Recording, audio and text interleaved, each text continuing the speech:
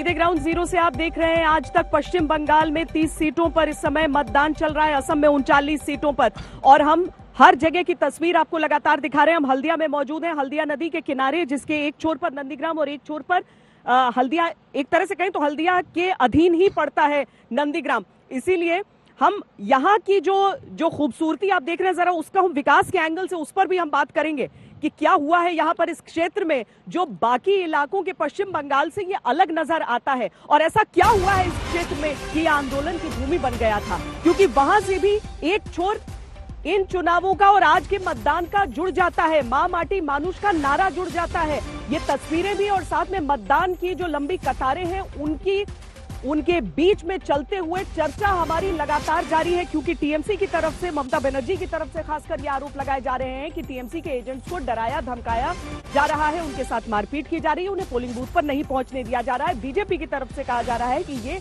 उनके हार की हताशा है जो वो पहले से देख रही हैं। लेकिन एक विश्लेषक हमेशा इंतजार करना चाहेगा 2 मई का, ऐसी किसी भी घटना के विश्लेषण करने से पहले।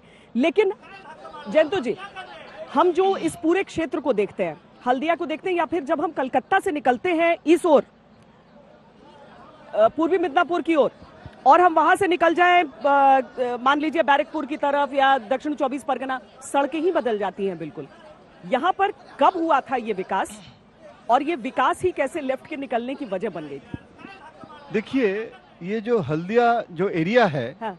ये इंडस्ट्रियल एरिया बन गए हैं, और इसमें एक तो रिफाइनरी जी और पेट्रोकेमिकल, और ये जो डेवलपमेंट ये लेफ्ट फ्रंट के समय हुआ था, स्टार्ट हुआ था। लेकिन यहाँ किसानों का जो गुंजाइश, मतलब वो जो एक उनके जो दुख और उनके जो समस्या, उसके इशू में ही तो नंदीग्राम भी बने। तो पश्चिम बंगाल में हल्दिया ऐसे एक जगह है जहां इंडस्ट्रियलाइजेशन हुआ, और इसी जगह से ही नंदीग्राम जैसे मूवमेंट जो सीपीएम को हटाया जी। तो मुझे लगता है कि जो संतुलन का जरूरत होता है कि इंडस्ट्री के साथ साथ, क्योंकि यहाँ 75% किसान है, Muslim, Hindu, Adivasi, schedule caste, it's a very interesting combination. और देखिए ना, नंदीग्राम आप इतना सफर किए हैं, पार्ट 1 पार्ट 2 2 नंदीग्राम है, it's a tale of 2 Nandigram. एक नंदीग्राम हिंदू डोमिनेटेड है, एक नंदीग्राम मुस्लिम डोमिनेटेड है, और शुभेंदु अधिकारी को लग रहा है कि मुस्लिम जो वोट है वो अभी बीजेपी के लिए मिलना मुश्किल है, हिंदू वोट को पूरा कंसोलिडेट कर रहे हैं। और इनके लिए जैसे बेगम ममता बोल रहे हैं, तो ममता भी उनके काश्यप गत्रो, हाँ। और ये हिंदू वोट बैंक को कंसोलिडेट करने के लिए डेस्परेट है जी। तो इट्स ए वेरी इंटरेस्टिंग, जैसे पत्रकार की एंट्री हो चुकी है, पाकिस्तान तक की एंट्री हो चुकी है यहाँ पर। लेकिन शुभेंदु अधिकारी जब आज वोट देने, चूंकि रहते हैं वहीं पर है, उनके पिता, उनके भाई सब सांसद हैं, तो वो जब वोट देने के लिए आए, उन्होंने क्या क्या कहा है, जरा उसको सुन लेते हैं। देखिए, जीत मेरा तो नहीं, बीजेपी पार्टी का होगा, विकास का होगा, नरेंद्र मोदी जी का होगा। ये परिवर्तन का लहर पूरा बंगाल में चल रहा है। बंगाल के लोग असली परिवर्तन के लिए और डबल इंजन सरकार के लिए वेट कर रहा है।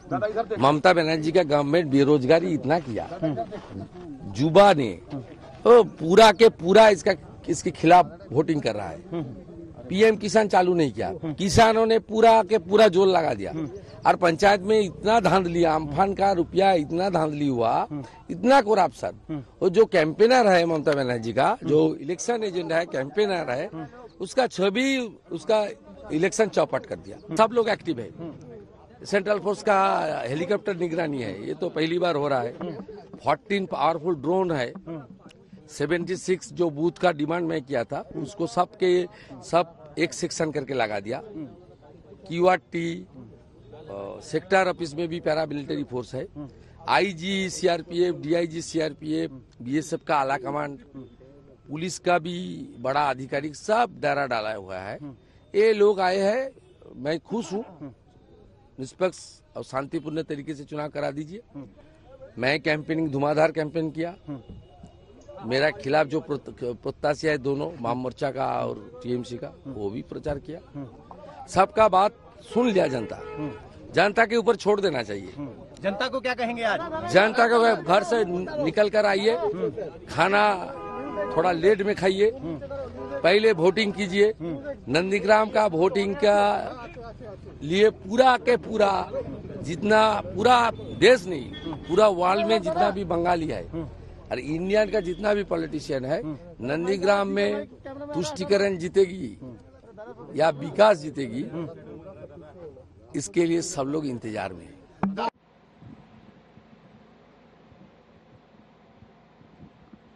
जिन समीकरणों की बात यहां पर हो जाती है नंदीग्राम सीट की, वो सीधे तौर पर इस बात से जुड़ जाती है कि शुभेंदु अधिकारी तब टीएमसी में थे और अब बीजेपी में है। तो डॉक्टर निखिल, मैं उस पर आपसे सवाल पूछूंगी, लेकिन इस समय जो कि खबर दे रहे हैं हमारे संवाददाता अनुपम मिश्रा सीधे नंदीग्राम से।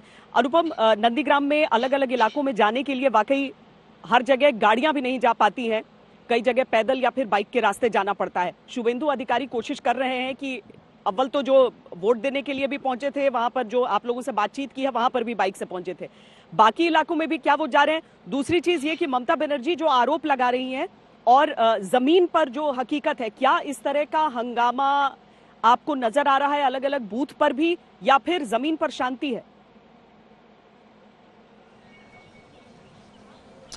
जी बिल्कुल श्वेता, मैं कतार दिखाते हुए आपको बताता हूं। पहले तो आपको कतार दिखा दूं, कितनी लंबी कतार इस वक्त मैं जिस बूथ पर खड़ा हूं वहां पर देखने को मिल रही है। और जो आपका सवाल है, पहले सवाल का जवाब दूं, शुभेंदु अधिकारी फिलहाल यहां से वोट देकर वो निकल गए हैं, थोड़ा नाश्ता पानी कर रहे हैं, इसके बाद वो निकलेंगे। और आपको बता दूं कि जो गाँव है, गाँव की सड़कें बेहद सकरी हैं, एक बड़ी गाड़ी जाने लायक स्थिति नहीं है। ऐसे में जब हमने देखा शुभेंदु अधिकारी जब चुनाव प्रचार कर रहे थे, तो कई बार हमने देखा वो मोटरसाइकिल पर चलकर चुनाव प्रचार कर रहे थे, कई बार जो छोटी गाड़ी होती है, सबसे छोटी गाड़ियां, उनमें चुनाव प्रचार कर रहे थे। तो आज भी संभावना यही है जब वो निकलेंगे तो मोटर बाइक या बेहद छोटी गाड़ी में निकलेंगे, क्योंकि अगर वो अंदरूनी इलाकों में जाते हैं तो वहां बड़ी गाड़ी नहीं घुस पाएगी। और जहां तक ममता के आरोपों का सवाल है, ममता कल से ही आरोप लगा रही हैं कि नंदीग्राम में जगह जगह बीजेपी कार्यकर्ता टीएमसी कार्यकर्ताओं को, बूथ एजेंट को धमका रहे हैं। आज भी सुबह से टीएमसी की ओर से लगातार आरोप आ रहे हैं कि बीजेपी के जो कार्यकर्ता हैं वो टीएमसी कार्यकर्ताओं को बूथ में नहीं आने दे रहे हैं,